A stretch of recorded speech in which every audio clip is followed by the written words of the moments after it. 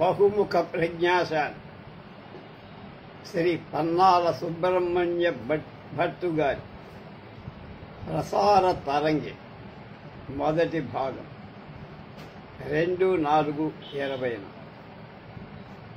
భట్టు గారు పేరు దాదాపు తెలియని వాళ్ళు ఆంధ్రదేశంలో ఉండరని నా ఉద్దేశం. రేడియోలో చాలా కాలం పనిచేశారు. రేడియో సంచాలకులు డైరెక్టర్ అయినటువంటి శ్రీమతి ముంజులూరి కృష్ణకుమారి గారి భర్త గారు కూడా. అంతేకాక ఆయన ఆరుద్రతో ముఖాముఖి చేసి అద్భుతమైన విషయాలు రాబట్టి ఒక వేదం దగ్గర నుంచి వేమన దాకా ఆయనకు తెలియని విషయం నాకు తెలిసినంతవరకు ఏమీ లేదు, ఉండదు. ఆధునిక సాహిత్యం, ప్రాచీన సాహిత్యం ఏది తీసుకున్న నిష్ణాతుడు, ఒక రకంగా భట్టి ఆయన. అలాంటి ఆయన రేడియోలో పనిచేసిన తన అనుభవాలన్నింటినీ ప్రసార తరంగిణి అనేటువంటి పేర పుస్తకంలాగా తెచ్చారు. ఆ పుస్తకాన్ని మనం ఇప్పుడు మీకు పరిచయం చేస్తున్నా. భట్టి గారు ఎలా ఉంటారో ఎక్కడ ఎక్స్పోజ్ అయ్యే మనిషి కాదయ.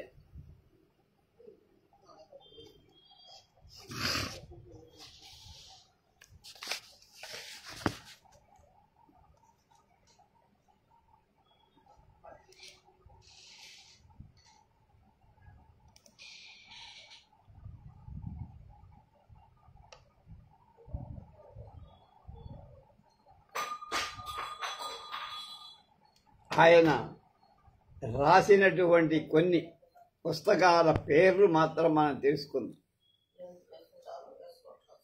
తెలుగు పుస్తకానికి మహోదయం జనవరి 2020 ముఖాముఖి. బ్రౌన్ని సమగ్రంగా ఎవరూ చూడల భరుచూరి శ్రీనివాసుతో ముఖాముఖి ఆకాశవాణి. అలాగే వ్యాసాలు ఆరుద్రతో ముఖాముఖి. అలాగే జూలై 2018 శబ్ద తరంగా.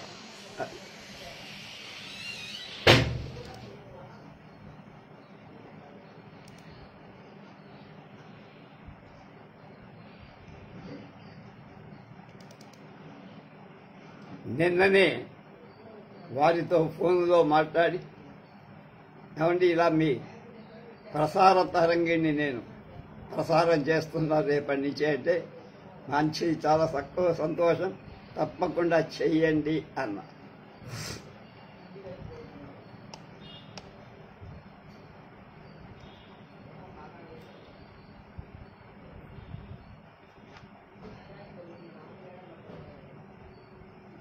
రేడియో కార్యక్రమాలపై వ్యాస పరంపర అని ఆయన పేరు పెట్టుకున్నారు. దాన్ని పిఠాపురం నుంచి వెలువడింది ఈ పుస్తకం.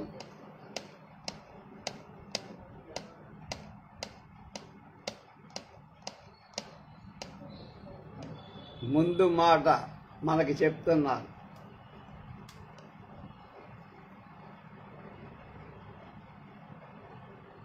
మీరు చదవబోయే వ్యాసాలలోని విశేషాలు మీకు మరీ కొత్తవి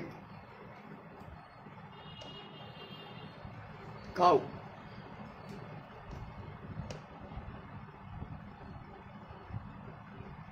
వీటి రచయితలు మీకు బాగా తెలుసుకున్న వాళ్ళు. అయితే ఈ వ్యాసాలలో వారి ఆలోచన పరిధి ఒక ప్రత్యేక విషయానికి నియమితమై అనుభవాల పరిమళాన్ని గుబాళింపచేస్తూ ఇస్తుంది. ఏ వృత్త పరిధి అయినా వ్యాసం మీదనే ఆధారపడి ఉంటుంది కదా. కనుక ఆకాశవాణి విజయవాడ కేంద్రం నుండి 82 జూన్ మాసం నుండి అక్టోబర్ వరకు 15 వారాలుగా ఈ వ్యాసాలలో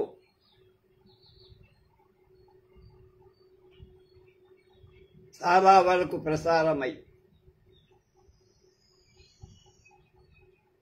విచక్షణ కలిగిన శ్రోతలకు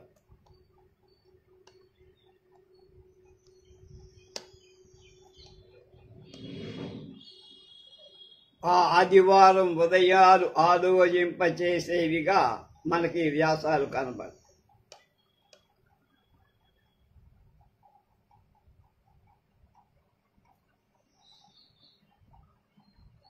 అసలు భావ ప్రసార వ్యవహారం ఒకటి ఉందని, అది ఎన్నో దశాబ్దాల పాటు మరింత ప్రాముఖ్యం పొందిందని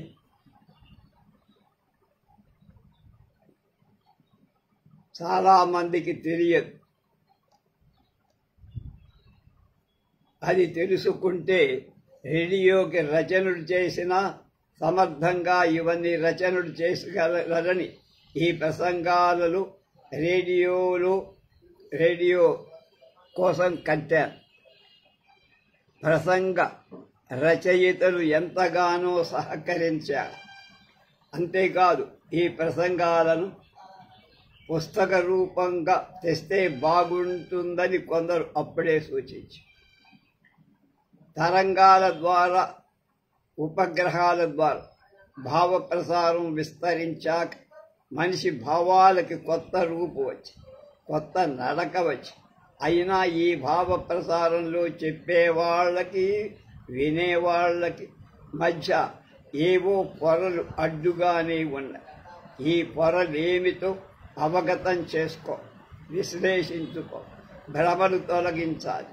కొంతైనా ప్రదర్శనం కావాలి, సత్య దర్శనం కావాలి, కొత్త ఊపిరి పోయాలి. ఇలా అనేక విధాలుగా అనేక భావాలను అనేక మందికి చెప్పే అవకాశం పెరుగుతున్నటువంటి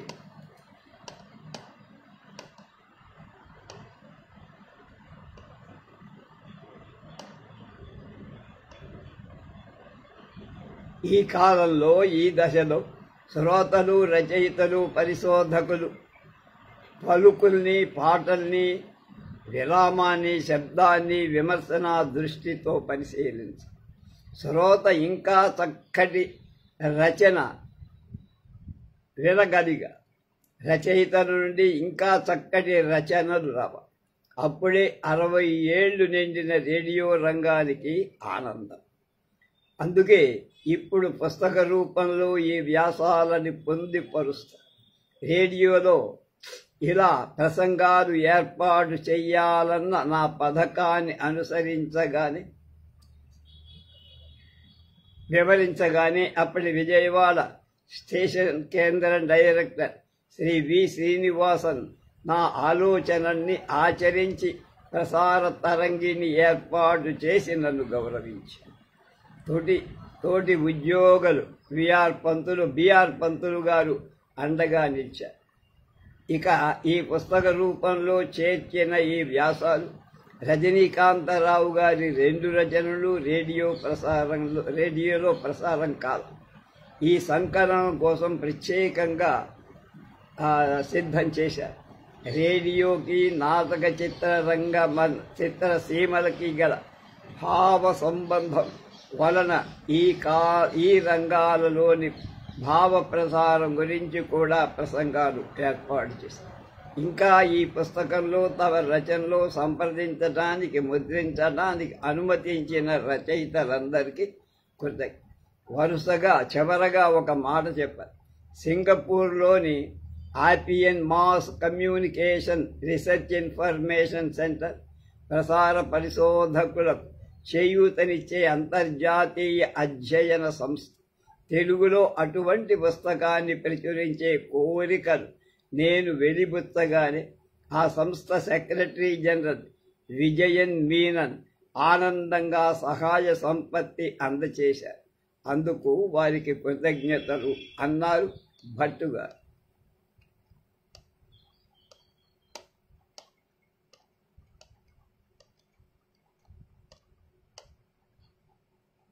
కొన్ని విషయాలు అని డాక్టర్ అయ్యగారి వీరభద్రరావు గారి ప్రసంగం.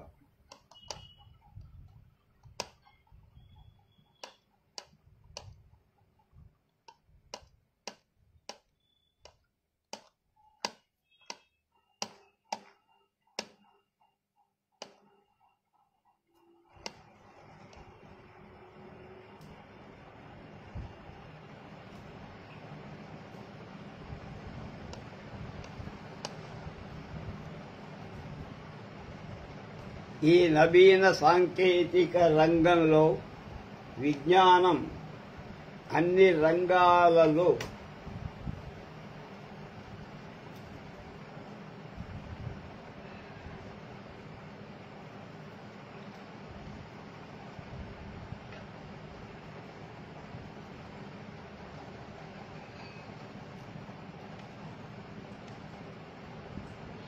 అవిరళంగా అభివృద్ధి పొందుతూ ఉన్న సమయంలో ఈ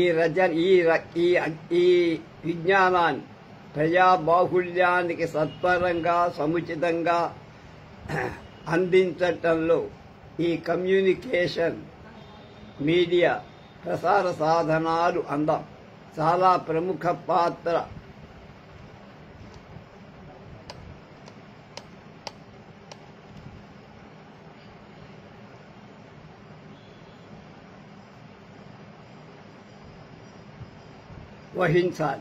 వహిస్తున్నాయి కూడా. వాటిని సవ్యంగా సార్థకంగా ఉపయోగించగలగడానికి సాధనాలుగా గ్రహించే రచయితలకు, నిర్వాహకులకు, ప్రయోక్తలకు వాటి వాడుకలో ఇమిడి ఉన్న సాధక బాధకాల మెలకువలు క్షుణ్ణంగా తెలుసుకోవటం ఎంతైనా అవసరం. ఇక్కడ ఒక చిన్న సూక్ష్మం ఉంది. కమ్యూనికేషన్ మీడియా అన్న మాటకు ప్రసార సాధనాలు లేక మాధ్యమం అవటం కొంతవరకు సమంజసమే కావచ్చు, కానీ కమ్యూనికేట్ అనే క్రియాపదానికి ప్రసారం చెయ్యటం అన్న పదం మాత్రం తృప్తికరమైన భాషాంతరీకరణం కాదు. కమ్యూనికేషన్ అనే ప్రక్రియలో ఉన్న పూర్తి అర్థం అన్వయ ప్రసారం అన్న పదంలో లేదు.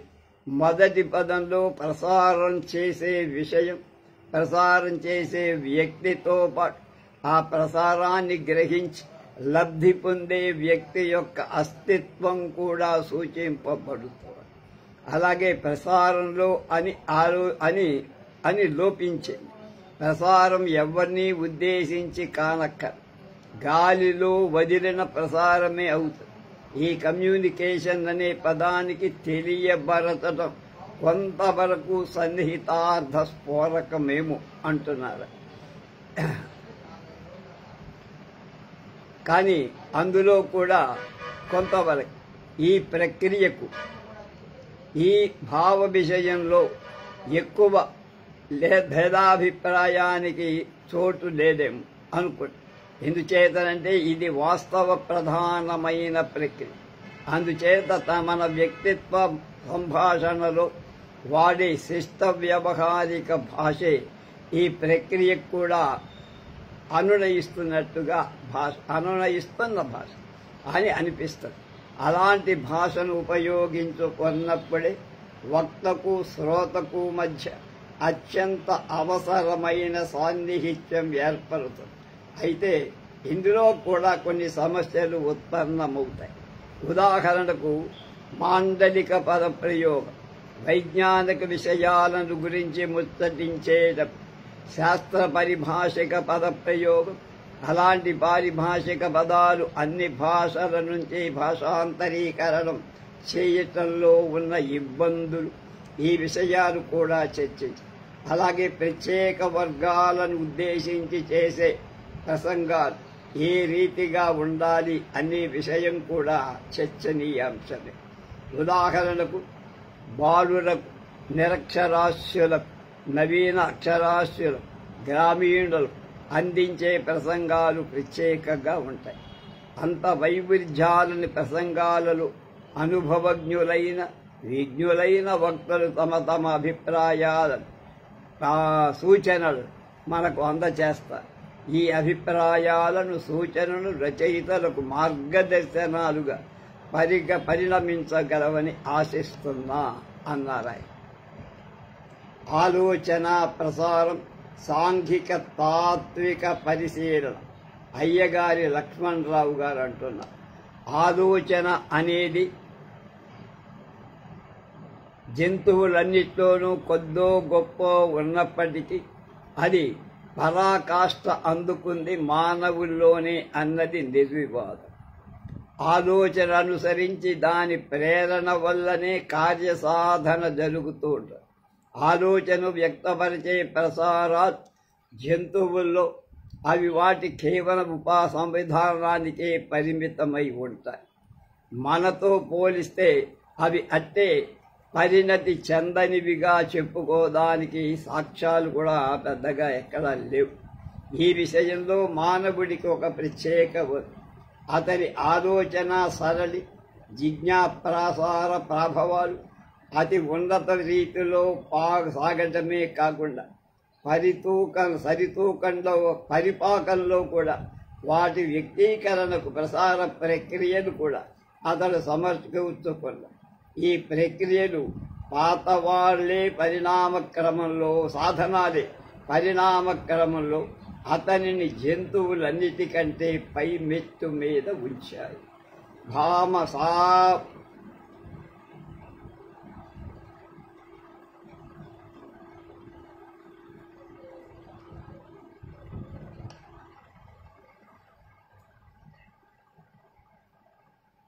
పాప పుట్టగానే కేర్ కేర్ అంటూ బిగ్గరగా తాము ఏ ప్రసారంలో మొదటిసారిగా అడుగు పెట్టాడని తెలియచెప్పటానిక అన్నది. నిజానికి ఆ ఏడుపుకి శారీరకంగానే కానీ సామాజికంగా కానీ ఏ అర్థము ఉండదు. అంటే ఏడుపు దేనికి సంకేతకం కాదు, కానీ క్రమేణా తమ పెద్దవుతున్న కొద్దీ ఆ పేరును ఎన్నో అవసరాలకు అది సంకేతకంగా అవుతుంది. గెలవటానికి ఆకలి చెప్పటానికి మిగతావని అది కనుక ఆకలి కానీ అందుతో సంబంధించినమైన పేరుతో కానీ తదితర ప్రక్రియల ద్వారా ముఖ్యంగా చేతుల కదలికలు ముఖ కవళికలతో దీన్ని బట్టి సంజ్ఞా భాషే మనకు మొట్టమొదట ప్రసారమైనట్టుగా అర్థం. ఈ సంజ్ఞా భాషే పరిణతి చెంది అభినయ శాస్త్రంగా రూపొంది సంజ్ఞలు ఏమాత్రం ఉపయుక్తంగా ఉండాలి అన్న వాటిని మనకు కలగలగా, లేకపోతే వాటి ప్రయోజనం ఇంతేకాక మనం అనేకాలను సంశ్లేషించి ఒక ఊహగా భావనగా రూపొందించుకోవటం కానీ అభినయంలో కానీ సాధించలేదు. వ్యక్తికి సమూహానికి సంఘానికి సమాజానికి మధ్య భావ ప్రసారం జరగాలంటే అది మరో విషయం ద్వారానే సాధ్యము. మానవుడు ఈ ప్రక్రియను కూడా బాగానే నిర్వహించాడు. అది వాక్కు అంటే మాట్లాడటం వచ్చింది అతను. తర్వాత అసలు వాక్కు ఎలా పుట్టింది? ఇది చాలా ఆసక్తికరమైన విషయం. మానవుడి కంఠంలోని రకరకాల ధ్వనులు సహజంగా పలుకుతూ ఉంటాయి. ధ్వని బాహుళ్యం నుంచి ఒక్కొక్క సమాజం ఒక్కొక్క రీతిగా సమాధాన్ని అక్షరాల నుంచి మాటలను సృష్టించి అదే భాష ఏర్పడిన తర్వాత ప్రపంచం ఆవిర్భవించింది. భాషని గురించి చెప్పాలంటే దానికి అంతూ లేదు. దానికి ఇది కాదు. సామాజికీకరణలో భాష యొక్క భూమిక ప్రాముఖ్యం అంతా ఇంత కాదు. మొట్టమొదట భాష నోటికి మాటగానే ప్రారంభమై క్రమేణా దానిని వ్రాత ప్రచారంలోకి తెచ్చి కాగితం తయారీకి పూర్వం మన తాటాకుల మీద రాగిరేకుల మీద వ్రాసి అచ్చు యంత్రం రాకముందు అది దాంతో కొత్త యుగం ప్రారంభం. అంతకు పూర్వం గ్రంథం స్వయంగా ప్రతిని తయారు చేసుకోవలసి వచ్చి ఇప్పుడు ఆ అవసరం తగ్గిపోయి సభలు 100,000 ప్రతులు నిమిషాల మీద తయారవటానికి వీలుకని నిర్ధారణలో ఊహలకందని ఆలోచనలు అందిన ఆలోచనలను స్పష్టపరచటానికి రకరకాల సంకేతాలను అంకెలు కోణాలు భుజానయనాలు సూత్రాలు సిద్ధాంతాలు ఆవిష్కరించి వీటి అనేక కళలను శాస్త్రాలను మానవుడు రూపొందించి వీటి ద్వారా దేశ సంస్కృతికి విజ్ఞానాన్ని వాడవాడలా ప్రసారం చేసి ఇతరేతర సంస్కృతులను మనకు రప్పించుకోగలగటానికి భావ ప్రకటన అవకాశం ఏర్పడి ఇది ఆలోచన వ్యవహారానికి స్వర్ణయుగం. అచ్చు యంత్రం స్వర్ణయుగానికి నాంది అయితే టెలిగ్రాఫ్, సినిమా, రేడియో, టెలివిజన్ వంటి సాధనాలు ఆవిర్భావం మనకంతకు పైమెట్టు ప్లాటినం యుగంలోకి అడుగుడామని చెప్పటానికి భావాన్ని భావూహాన్ని ప్రసారం చేసేవి చేస్తున్నవి ఈ ప్రసారాలు అవి. ఇది జగద్వితీయం. అయితే ఈ ప్రసారిత వక్రగతిని పట్టుకుంటే అది దాని విజ్ఞతతో నిర్వహించి కానీ ఇప్పుడు అలా జరగట్లేదు అవుతోందా అనేది ఒక ప్రశ్న. హైందవ సంస్కృతి ప్రకారం జరుగుతున్న తీరు తెన్నులు నైరాశ్యం నిస్పృహ కలిగిస్తారు. మన సంస్కృతి కేవలం సంస్కృతి అంటే మాతర సంస్కృతి స్థాయికి దిగజారిపోతున్న సాధనాలు బాహ్యంగా పైనే కానీ అంటే అవి తెచ్చే సాధనాలుగా వాటిని మనం వాడుకుంటేనే తప్ప ప్రగతి సాధ్యపడదు. అలానే వట్టినే చిలక పలుకుల్లాగా చెయ్యకూడదు. అవి లోపలకు పోయి అరాచరి హృదయాన్ని హత్తుకో చెయ్యగలగటం వేరు. విషయ పరిజ్ఞానంతో సహా అంతరంగంలో వైఖరులు ఏర్పడాలి. లోపల కృతజ్ఞతాభావం లోపించి వట్టినే థ్యాంక్ యూ అని వట్టి నోటి మాటగా ఉంటే సరిపోదు కదా. ప్రసారానికి ప్రవర్తకి సంబంధం ఏమిటని ఇక్కడ అడగవచ్చు. అంతా సంబంధమే. ఇప్పటి విద్యా బోధనత బాగా అభివృద్ధి చెందిన దేశాలు ప్రసారాల వల్లనే ఇదంతా జరుగుతుంది. విద్యా బోధనే కాదు, అభిప్రాయాలు వైఖరులు మనస్సులో నాటుకొని ప్రసార సాధనాలే వాడుకుంటున్నారు. ప్రవర్తనలను ప్రభావితం చేయటం కావాలి. ప్రసారం కావాలంటే ప్రచార సాధనాలు వాటికి మన బోధనా ప్రణాళికలు వాటికి కావాల్సింది. నేను చెప్పేది ప్రసారాలు కాదు, ప్రణాళికలు సరిగా తీర్చిదిద్దాలి. ప్రసారాలు ఆగిపోతే స్తంభించిపోయినట్లే ఒక రకంగా. కనుక సాంఘిక ప్రవర్తన పత్ర ధోరణి నడుస్తుంటే లోక విజ్ఞా విధానం ప్రణాళికే చాలా మటుకు ఏ విషయ సృజనాత్మత లేదు, హృదయ స్పందన లేదు, అంతా కంఠస్థమే. జీర్ణించుకోకపోవటం మాట అలా ఉంచి దాన్ని గురించి రాసి ముక్కల్ని రువ్వటంతో ఆగిపోయింది ఆ విద్య అంతా. ఈ మా చిన్నతనంలో పరీక్షలు కానీ ప్రయాణాలు కానీ వెళుతున్నా లేక కొత్త బట్టలు కొనుక్కున్నా పెద్దలకి తల్లిదండ్రులకు విధిగా పాదాభివందనం చేసేవారు. ఈ ప్రవర్తన ఎంతో అర్థం ఉంది. పెద్దల ఎడల వినయ విధేయతలు ప్రదర్శింపు వారి ఆశీస్సులు పొందటంలో ఓ తృప్తి. అది ఒక వైఖరి తెలియజేస్తుంది. అది ఒక వైఖరి.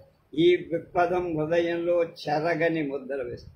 పెద్దల ఎడల గౌరవ భావాన్ని కలిగించి ఈనాటి కుర్రల్లో ప్రసార సాధనాల వల్లనే అనుకున్నంత మటు మొండితనం, నిర్లక్ష్య వైఖరి అలవడి పెంపొందుతారు.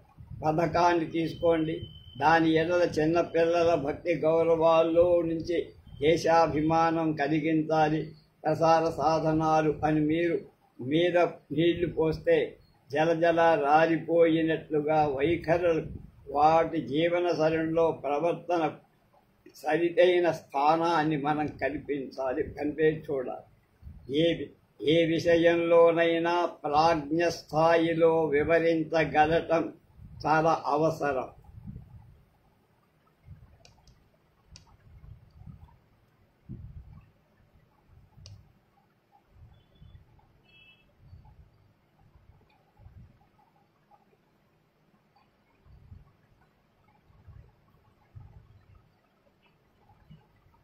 వ్యాపార సరళిలో యాంత్రికంగా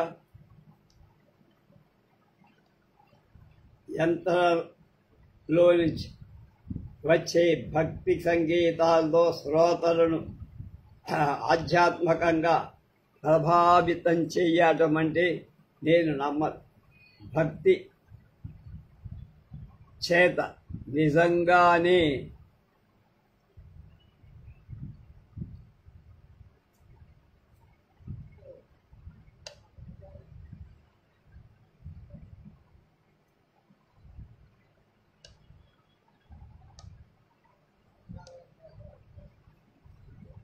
వీటి ధర్మాలను గురించి మాట్లాడితే వాళ్ళ మాటలకు నయా పైసా విలువ ఉండదు.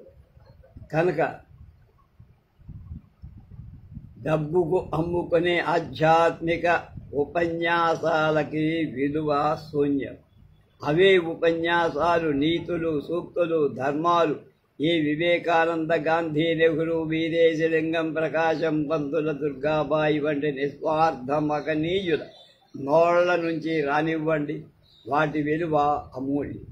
ఆదర్శ పురుషుల, స్త్రీల వాణిని టేపు రికార్డు చేసి భద్రపరచటమే కాదు, దాన్ని చాలా తరచుగా శ్రోతలకు వినిపిస్తూ ఉంటుంది.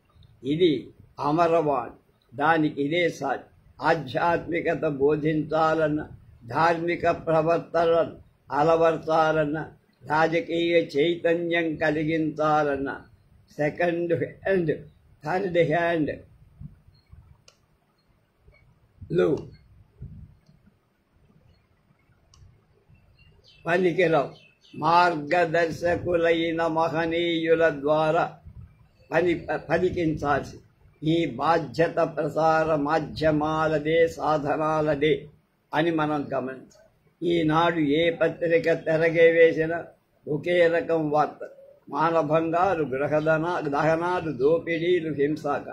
ఈ సంఘ వ్యతిరేక చర్యలకు ఎవరు బాధ్యులు? చాలా వరకు చౌకబారు నవలా సాహిత్యం, మోతాదుకు మించిన నేరం, సెక్స్ చూపే సినిమాలు ప్రభావమని చేరే చెప్పక్కల. అయితే కొందరు ఏమి అభిప్రాయం చూస్తున్నారంటే, స్వతగా బలహీన మానసిక ప్రవృత్తులు లేని వాళ్ళకి పనికి ఏ విధంగానూ చెడుగా ప్రభావితం చెయ్యజాలవని. ఇందులో కొంత నిజం లేకపోలేదు. కానీ అదే పనిగా అలాంటివే చిత్రించే సినిమాలు చూడటం, వినిపించటం, పత్రికల్లో చదవడం వాళ్ళ మనసులో క్రమంగా కలుషితమైపోతాయి. పూర్వం అటువంటి మానసిక ప్రవృత్తులు లేని వాళ్ళు కూడా ఈ కొత్త ధోరణుల అనుకరణ ద్వారా అలవర్చుకొని ప్రవర్తించే ప్రమాదం లేకపోయి.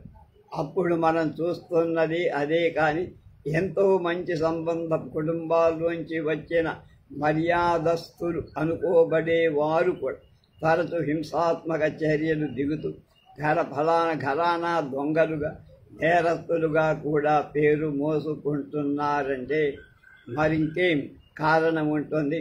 సంఘం తన మనుగడను ఆరోగ్యవంతంగా తీర్చిదిద్దుకోవాలంటే భావ ప్రసారం వెర్రి తలలు వేయకుండా కట్టుదిట్టం చేసుకొని జాగ్రత్తగా, సమర్థవంతంగా నడపాల్సిన బాధ్యత దాని సారథ్యం వహిస్తున్న పెద్దల మీదే ఉందని గట్టిగా నొక్కి చెప్పారు.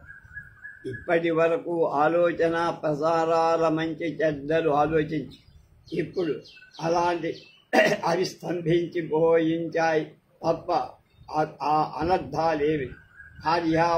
భర్తల్నే తీసుకోండి. భార్యాభర్తల్ని తక్కువ తర్వాత ఏవో పొరబత్తాలు వస్తూనే ఉంటాయి. అవి సర్వసాధారణం. వారి ఏ పరిస్థితుల్లో మళ్ళీ వాళ్ళ ప్రసారం తెగిపోవడం అది చూపించి అది అతి ప్రమాదం. అల్పపీడనం ప్రాంతం ఏర్పడి తీవ్రమైన తుఫానుగా మారవచ్చు.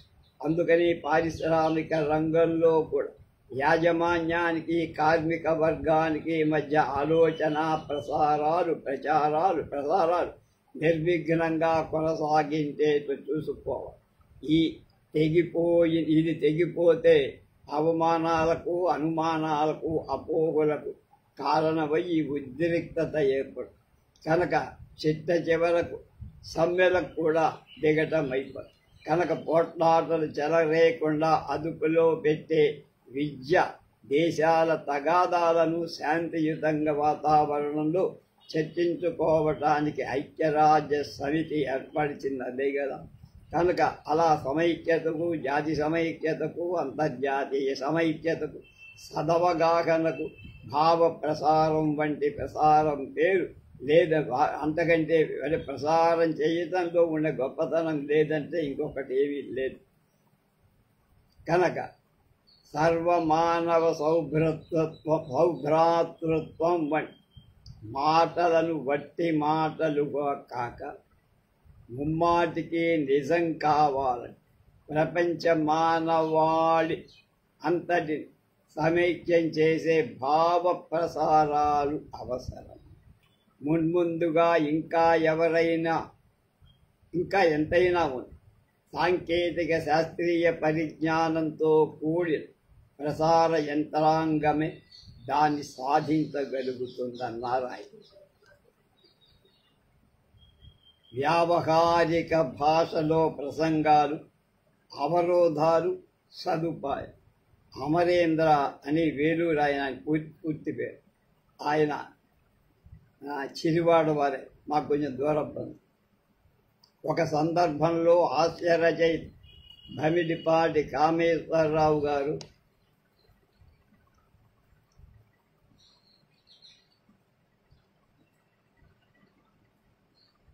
రేడియోలో మాట్లాడేవారు, పాటలు పాడేవారు, ఇంకా నాటకాలు ఆడేవారు కూడా.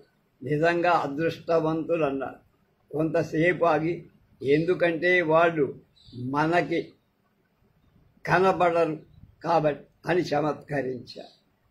అంటే అదృష్టం అనే మాటకి కంటికి కనపడది అనేది మొదటి అర్థం కదా. దృష్టం కనబడటం, అదృష్టం కనబడకదు.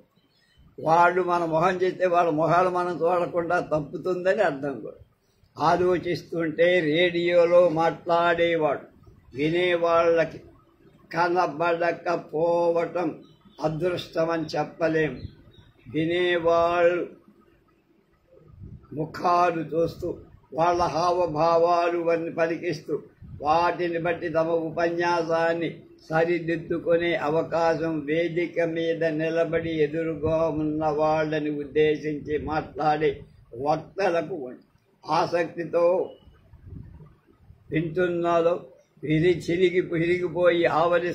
విసిగిపోయి ఆవలిస్తున్నారు. రెస్ట్ వాచి వైపు చూసుకుంటున్నారు. పక్క వాళ్ళతో గుసగుసలు మొదలుపెట్టారో తెలుసుకో. కానీ రేడియోలో మాట్లాడేవాడికి అటువంటి అవకాశం లేదు. వినేవాళ్ళని ఊహించుకోవాలి. వాళ్ళని ఆకట్టుకునే విధంగా తన ప్రసంగాన్ని నడిపించాలి. వేదిక మీద నుంచి అరగంట సేపు దంచే ఉపన్యాసం వింటే కలిగినంతటి విసుగు రేడియోలో వినిపించే ప్రసంగం అర నిమిషం చెవగానే ముందుకు వస్తుంది. కాబట్టి ప్రతి క్షణం అమూల్యం రేడియోలో మాట్లాడటం అన్నాడు అమరేన్. ఒక పెద్ద సమాసాలతో, ఎంతో బరువైన మాటలతో నింపి ఒక వ్యాసం తయారు చేసి దాన్ని మైకు ముందు కూర్చొని గడగడా చదివేస్తే ప్రసంగం అనిపించదు. ఒక వాక్యం వినగానే తల బరువెక్కిపోయి ముళ్ళు ఇంకో స్టేషన్ వైపు చెప్పాలనిపిస్తుంది. ముందుగా వ్యాస రూపంలో తయారు చేసిన ప్రతిని దగ్గర పెట్టుకున్న, చూసి చదువునట్టు తోచకుండా అప్పటికప్పుడు మాట్లాడుతున్నంత సహజంగా ఉండేది కట్టమంచి రామలింగారెడ్డి గారి ఉపన్యాసం వింటున్నారు. కానీ రాసుకొచ్చి చదువుతున్నట్టుగా అనిపించేది కాదు. చుట్టూ చేరిన మిత్రుల మధ్య కూర్చొని తాపీగా, ఎంతో కమ్మగా, హాయిగా కబుర్లు చెబుతూ ఉండేవాడు దేవులపల్లి కృష్ణశాస్త్రిగా. ఆయన రేడియోలో మాట్లాడుతున్నప్పుడు కూడా మనతో ఆప్యాయంగా కబుర్లు చెప్పుతున్నట్టుగానే ఉండేది. చిన్న చిన్న వాక్యాలు, సులువైన మాట, ఎవరో ఎంతో విలువైన, ఎప్పటికీ నిలిచిపోయే భావం. మదుపు తిరిగితే అనే ప్రసంగంలో జీవితాన్ని తిరుపతి కొండ మీద మెట్లు ఎక్కుతూ లోపలకు చేరుకునే యాత్రతో పోల్చి అడుగడుగునా ఎదురవుతూ ఉండే సుఖ దుఃఖాలను వర్ణించే ఆ మాటల పొందికలు, వాటిని పలికే తీరులు ఉన్న ఆప్యాయత ఎన్నటికీ మరిసిపోలేనివి. మా ఊరు పోయింది అనే ప్రసంగంలో ఆధునిక నాగరికత మన పల్లెల్లో వచ్చిన మార్పులను చిత్రిస్తూ తన కనుమరుగైపోయిన అలనాటి అందాలను నెమరేసుకుంటూ అద్భుతంగా ప్రసంగించి, పగటి వేళ మన కళ్ళు కనిపించనంత వరకే చూస్తాయి. ఆముదవు జీవపు చీకటి మసగ వెలుతులో అని రామాయణంగా చూడగలవు అన్న వాక్యం నన్ను వెంటాడి. మళ్ళా ఒక్కసారి, పగటి వేళ మన కళ్ళ కనిపించినంత వరకే చూస్తాయి. ఆముదపు దీపపు మసక వెలుతురులో అని రామాయణంగా చూడగలవు అన్న వాక్యం నన్ను వెంబడించింది వెంట. చంద్రపాలనలో రామాయణం చదివే పౌరాణికులను వర్ణిస్తూ అన్న మాటలు. వాటిలో కష్టమైన శబ్దం ఒక్కటి లేదు, జటిలమైన సమాసాలు లేవు. మాటలు మూటిగా తేటగా మనకు విప్పుకొంటాయి. ఎదుటి మనసు మీద పన్నీరు చిలకరించి పలకరి తీయని ఊహలతో సుకుమారమైన భావాలతో మనస్సును పలకరించేట్టు చేస్తాయి. వేదిక మీద నిలబడి గంటల తరబడి ప్రసంగించిన మంత్రముగ్ధులైన శ్రోతలు కదలకుండా వినేవారు. వక్తగా కృష్ణశాస్త్రి గారు సమ్మోహన శక్తిని ప్రదర్శించి పారవశ్యం కలిగించేవారు. ఆ సభ ఆకర్షణకు ఆయన చేసిన రేడియో ప్రసంగాలకు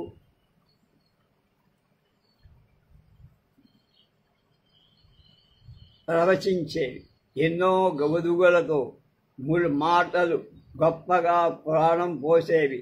ఆయన కంఠస్వరం గుండెకాయగా గొంతు చేయగా మారిపోముందు, ఆయన గొంతు రాయిగా మారిపోకముందు ఆయన వివరించిన ప్రసంగాలు ఆశ్చర్య తరంగాలు, ఆనంద విహంగాలు.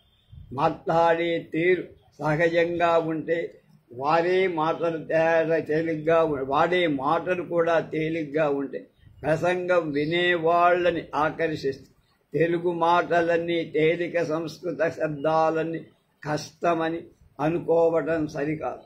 మహాపండితులు శివరామశాస్త్రి గారు వేలూరి త్యాగంలో ఆనందం అని గంభీరమైన విషయం గురించి రేడియోలో ఒకసారి ప్రసంగించి, త్యాగమంటే ఈవి అన్నారు.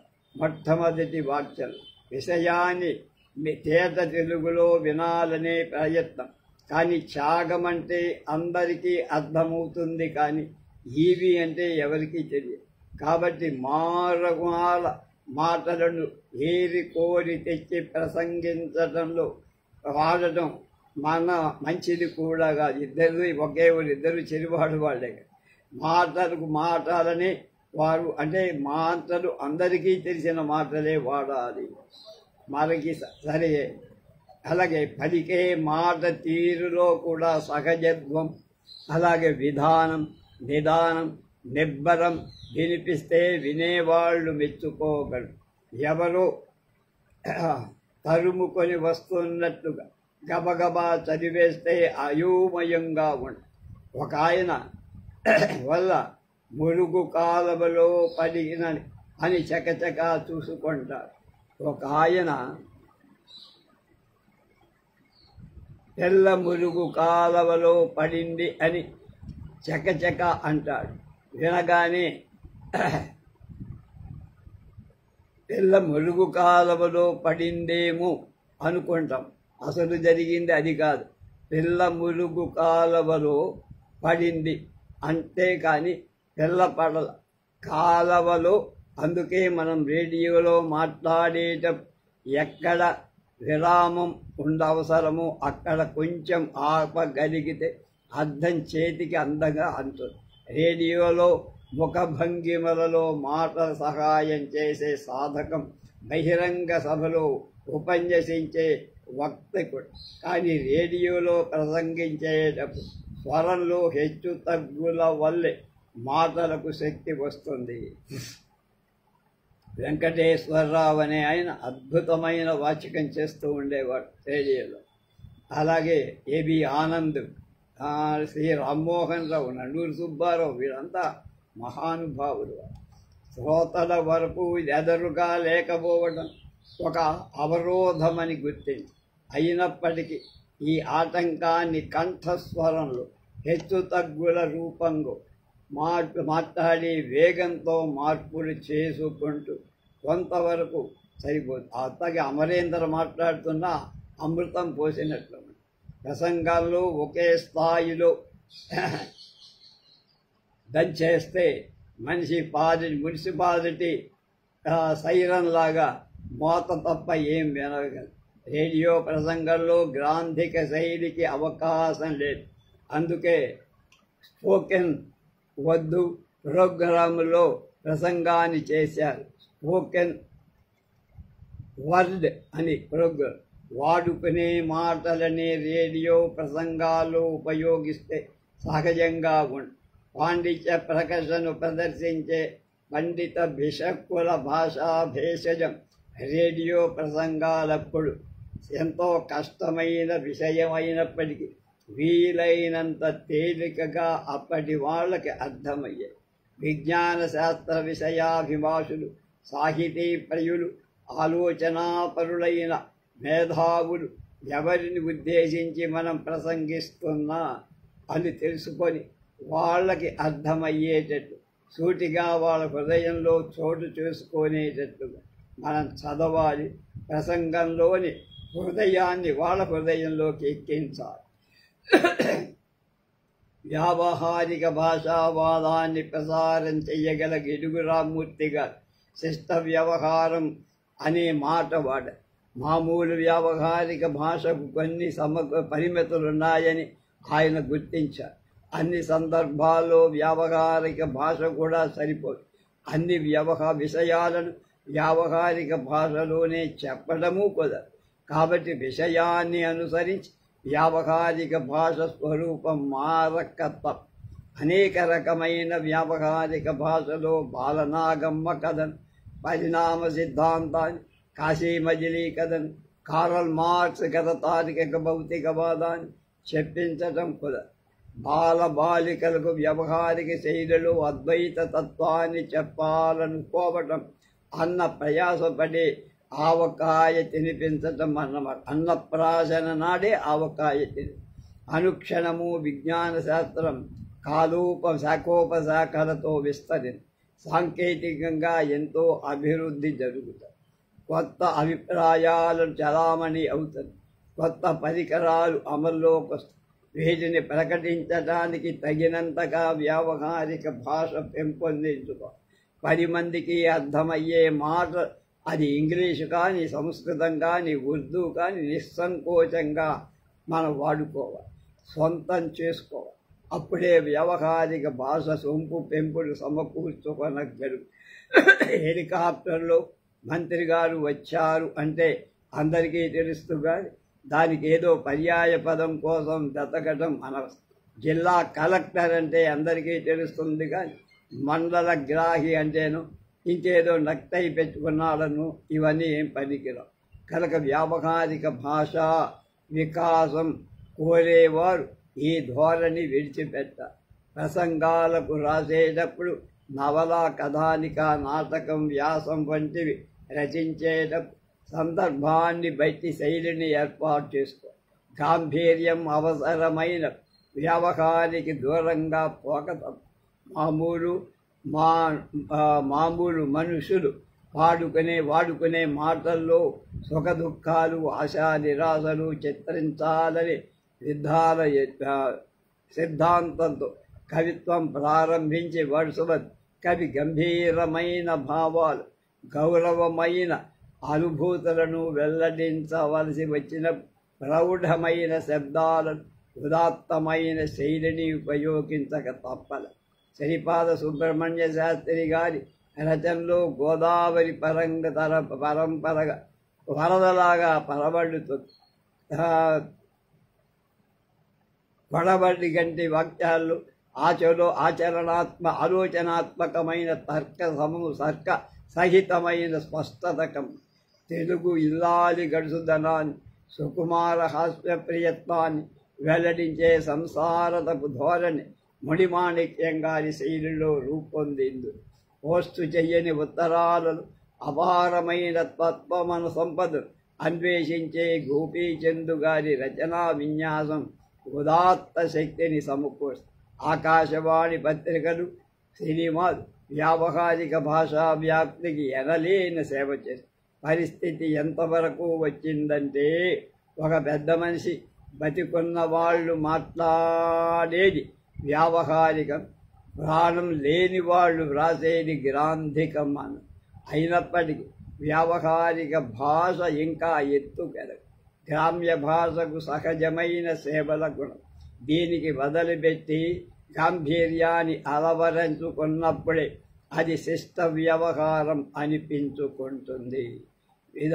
అలాగే విశాల భావనతో అనివార్యమైన ఇతర భాషలకు చెందిన మాటలు సంకోచం లేకుండా స్వీకరించగలిగితే వ్యావహారిక భాష త్రివిక్రమ స్ఫూర్తితో విజృంభించగలదు. వివిధ రంగాల్లో విలసిల్లే ప్రగతిని ప్రతిబింబించే నిలువుటద్దంగా మెరుస్తుంది. వినోద విజ్ఞానాల ప్రచార ప్రసారాలు ప్రబలమైన ఆయుధంగా వినియోగపడి అన్ని రకాల భావాలను, అనుభవాలను, ఆలోచనలను, ఆవేశాలను, ఆశయాలను, ఆదర్శాలను ప్రకటించగల శక్తి, సామర్థ్యాలు వ్యావహారిక భాష సంపాదించుకోగలరని ఆదిస్తుంది. ప్రతిభావంతులైన రచయితలు, శక్తి విహితమైన ప్రచార సాధనాలు వ్యావహారిక భాషా విజయానికి దోహదం చెయ్యాలని అమరేందర్ కోరారు. రేపు తోమాటి దొడప్ప గారు భాషలో వస్తున్న మార్పు చెప్తారు, తెలుసుకోండి.